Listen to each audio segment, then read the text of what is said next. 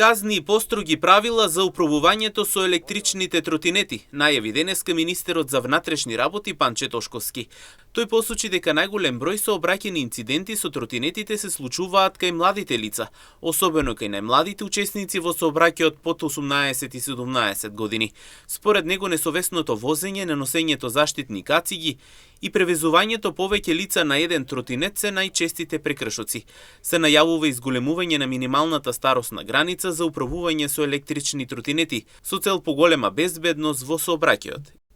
Ке пристапиме кон заострување на казните и регулативата во делот на управувањето со електричните тротинети, особено кај најмладите. Нелегалното управување, возењето во групи од двајца или тројца, без заштитна кацига и непочитување на сообраќајните правила води до сериозни последици, потенцираше министерот Тошковски.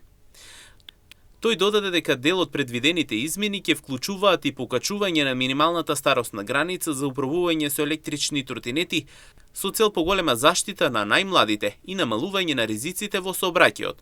Тој нагласи дека покрај институционалните мерки, клучна и почитувањето на сообраќајните правила од страна на самите граѓани.